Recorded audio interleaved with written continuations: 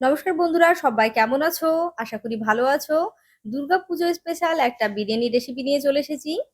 কিভাবে খুবই সহজে রেসিপিটা তৈরি করেছি, এর জন্য পুরো ভিডিওটি তোমাদের দেখতেই হবে, সঙ্গে থেকো। নমস্কার বন্ধুরা, সিম্পল কুক উইথ পলির পরিবারে সবাইকে স্বাগত। আশা করি তোমরা সবাই খুব ভালো আছো, আমিও ভালো আছি। আজকে একটা মজার রেসিপি নিয়ে চলে এসেছি। আজকে বানাবো আমি মাটন বিরিয়ানি।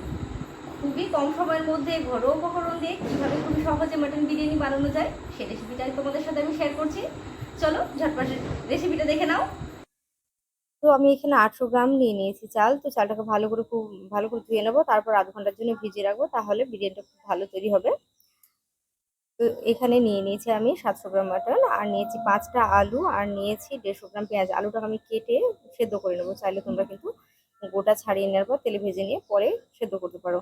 তো আমি 1 চামচ আদা লঙ্কা বাটা, আর দেবো আধ চামচ রসুন বাটা, আর দেবো লবণটা আমি খুবই অল্প দিলাম। এবার এটাকে রেখে দিচ্ছি। আর এদিকে যে আলুটা রয়েছে, আলুটাকে আমি কেটে সেদ্ধ করে নেব, আর যে পেঁয়াজটা রয়েছে সেটাকে কেটে নেব। তো অর্ধেকটা পারেন, কিন্তু আমি কেটে নেবো। আলুটা নেওয়ার পর ভেজে নেবো, আর যে পেঁয়াজটা রয়েছে এটা আমি কেটে নেব। তারপর বেরেস্তা তৈরি করবো, আর কিছুটা মাংস রাখবো। তো এখানে মাংসটা আমি ম্যারিনেট করে নিচ্ছি, তারপর ঢাকনা দিয়ে এটা রেখে দেবো। আর এদিকে আমি প্রেশার কুকার নিয়ে নিচ্ছি। প্রেশার কুকারের মধ্যে দিয়ে দিলাম অল্প পরিমাণ লবণ। আলুটা সেদ্ধ করে নেব প্রথমে। তো আলুটা আমি এভাবে কেটে নিয়ে দিয়ে দিচ্ছি, তাতে করে আলুটার মধ্যে যে লবণের ভাব সেটা যাবে। তো আলুটা আমি কেটে সিটি দিয়ে নেবো, তারপর নামিয়ে রেখে দেবো। আর এইদিকে সিটিটা পড়ে গেছে, আমি ভেতর থেকে বের করলাম না। আর চালটা সেদ্ধ করবার জন্য আমি নিয়ে নিলাম একটা জায়গা, বড় জায়গা নিয়েছি, তাতে দিয়ে দিলাম লবণ, যেন চালটা জলটা নোনতা হয় তার জন্য। তো এখানে দিয়ে দিলাম আমি তেজপাতাটা ছিঁড়ে, একটা দিলাম দারুচিনি, আর দিয়ে দিচ্ছি লবঙ্গ 4টে, আর দেবো কয়েকটা গোলমরিচ। একটু গরম হতে দেবো, তারপর আমি চালটাকে ধুয়ে দিয়ে দেবো। ধোয়া আছে, তবু উপরে জলটা ফেলে দিয়ে দিচ্ছি। এবার এটাকে একটু নেড়ে দিলাম। এবার রান্নাটা আমি তাড়াতাড়ি করার জন্য আমি এটা ইন্ডাকশনে বসিয়ে দিচ্ছি। তো ইন্ডাকশনে এটা বসিয়ে দিলাম, এটা 80% কুক হওয়া পর্যন্ত আমি এটা কুক করে নেবো।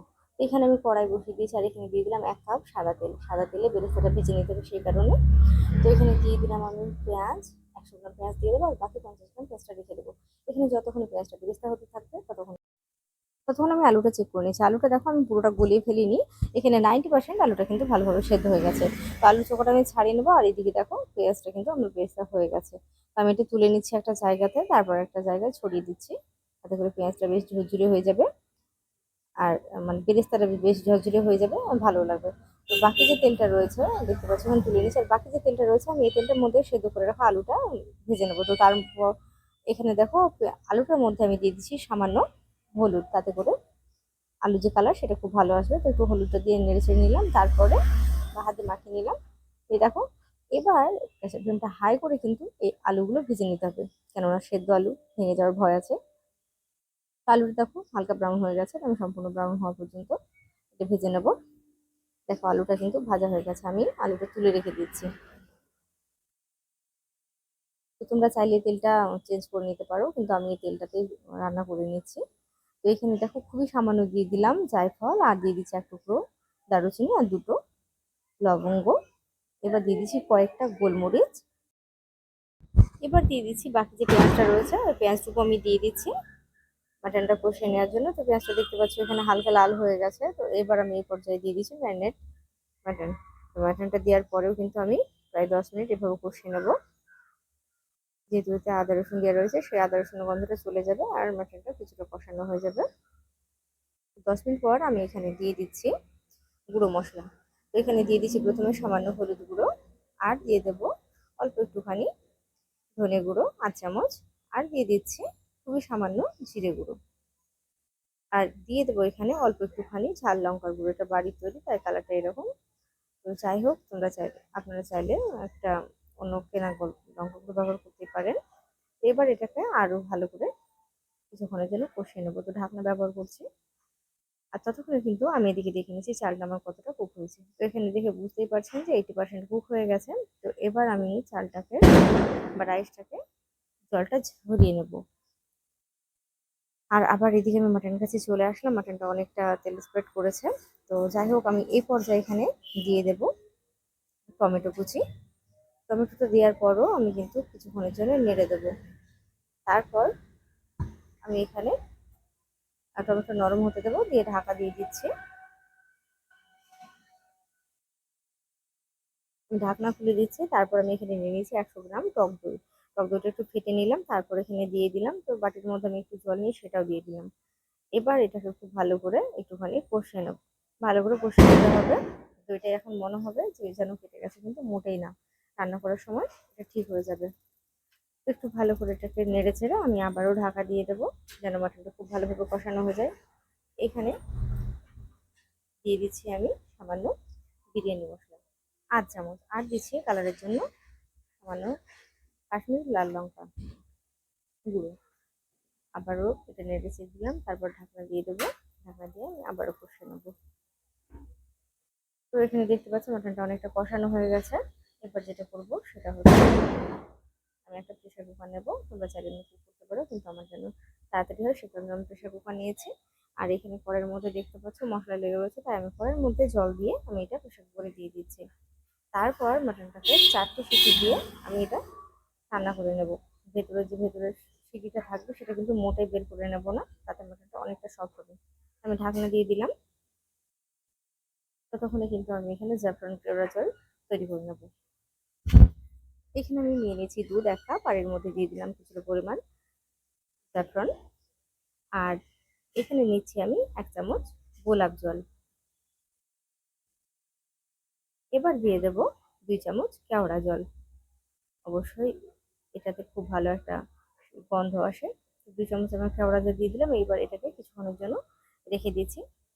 এবার আমি চেক করে নেবো যে মাটনটা কতটা সেদ্ধ হয়েছে। তো দেখো ভেতরে বাষ্প বেরিয়ে গেছে, আর মাটনটা কতটা সেদ্ধ হয়েছে, খুব ভালোভাবে কিন্তু সেদ্ধ হয়ে গেছে। তো চলো, এটা যখন সেদ্ধ হয়ে গেছে এবার জায়গা নিয়ে নিই যেখানে আমি দম দেবো। একটা বড় জায়গা নিয়ে নিয়েছি, যেহেতু আমার পরিমাণটা দেখলে অনেকটা বেশি। তো এখন প্রথমে আমি দিয়ে দিলাম ঘি। ফলে একটু ঘি স্প্রেড করলে মাটনটা বেশি ভালো হয়। অনেকে খোয়া ক্ষীর ব্যবহার করেন, তো আমি চালের একটা লেয়ার অলরেডি দিয়ে দিয়েছি, যেটা ক্যামেরার মধ্যে হয়নি। তো তারপর ছড়িয়ে দিচ্ছি আমি বিরিয়ানি মশলা। এবার দিয়ে দেবো বেরেস্তা। প্রত্যেকটা লেয়ারে এইভাবে যদি আমরা টিপস গুলো ফলো করি তাহলে বিরিয়ানির স্বাদ কিন্তু খুবই ভালো হয়। তো তারপর আমি দিয়ে দিচ্ছি মাটন, আর দিয়ে দিচ্ছি অর্ধেকটা আলু। আমি এখানে 2টো লেয়ার করছি, চাইলে আপনারা ইচ্ছে মতো করে নিতে পারবেন। তারপর আমি আবারও দিয়ে দিচ্ছি রাইস বা ভাত, যাই হোক। আমি আবারও একইভাবে মাটন দিয়ে দিলাম। তারপরে যে বাকি আলুটুকু রয়েছে সেটাও দিয়ে দিচ্ছি। আমি একইভাবে আবারও ছড়িয়ে দেবো বেরেস্তা, দিয়ে দিচ্ছি বিরিয়ানি মশলা। এবার এখানে যে বাকি চালটুকু রয়েছে বা ভাতটা রয়েছে আমি সেটাও উপর থেকে দিয়ে দিচ্ছি। আর বাকি যে বেরেস্তাটা রয়েছে আমি উপর থেকে আবার ছড়িয়ে দিলাম। এবার আবারও দিয়ে দিলাম বিরিয়ানি মশলা। এই টিপসগুলো ফলো করে রান্না করলে বন্ধুরা একেবারে হোটেলের মতো বা রেস্টুরেন্টের মতো অবশ্যই স্বাদ পাবেন। তবে ঘরোয়া রান্না সবসময় বাড়ির যে খাবার সেটা সবসময় ভালো হয়। তো ওপর থেকে যে দুধ আর কেওড়া জল, গোলাপ জল রেখেছিলাম সেটা আমি উপর থেকে ছড়িয়ে দিচ্ছি। একটু ফলো করে রান্না করলে দেখবেন আপনাদের রান্না কিন্তু খুবই ভালো হবে। তো উপর থেকে আমি আবারও দিয়ে দিচ্ছি ঘি, কেননা ঘিটা দিতে হবে, না হলে বিরিয়ানির স্বাদটা কিন্তু মোটেই পারফেক্ট আসবে না। এখানে ঘিটা দেওয়া হয়ে গেল। এবার যেটা শেষ কাজ করবো সেটা হচ্ছে এর মধ্যে আমি ঝোলটা দিয়ে দিচ্ছি। মাটন যেটা আমি করেছিলাম সেই মাটনের ঝোলটা দিয়ে দিচ্ছি, আর ওপর থেকে ছড়িয়ে দিচ্ছি সামান্য মিঠা আতর বা মিষ্টি আতর। তো যে যেমন আতর পছন্দ করেন সেভাবে দেবেন। তো দেখো লুকটা জাস্ট দেখো এখনই কতটা লোভনীয় হয়ে উঠেছে। তো যেটা করতে হবে, এবার এর উপর দিয়ে একটা ময়দার ডো তৈরি করে আমি বসিয়ে দিলাম। ঢাকাটা আমার ছোট, তো যাই হোক। এবার এটাকে খুব ভালো করে কভার করে নিতে হবে। তারপর এটা 15 মিনিটের জন্য দমে দিয়ে দেবো। এখানে 15 মিনিটের জন্য দমে দিয়ে দিলাম। 15 মিনিট পর আমি গ্যাসটা বন্ধ করে দেবো, কিন্তু ঢাকনা মোটেই খুলবো না। আমি ঠিক 10 মিনিট পর ঢাকনা খুলে আপনাদের দেখাবো যে এটা ঠিক কিরকম হয়েছে। তো আমি 10 মিনিটের মধ্যে 10 মিনিট পর্যন্ত এভাবে রেখে দিলাম। কিন্তু হয়ে গেছে। আমি 10 মিনিট পর দেখাচ্ছি খুলে। দেখেন কালারটা দেখুন, আর দেখে কি জিভে জল আসছে না? তো এরকম জিভে জল আর না রেসিপি পেতে গেলে অবশ্যই পুরো ভিডিওটি দেখে তারপর বাড়িতে অবশ্যই ট্রাই করতে হবে। তো অনুরোধ করবো আপনারাকে একবার হলেও ট্রাই করবেন। দেখুন কি দারুণ হয়েছে। তো এবার এটা আমি পরিবেশন করে দেখাচ্ছি। আমি এখানে প্রিয় দর্শক বন্ধুরা, আশা করি রেসিপিটি আপনাদের ভালো লেগেছে। যদি ভালো লাগে তাহলে বন্ধুদের সাথে শেয়ার করতে কিন্তু ভুলবেন না।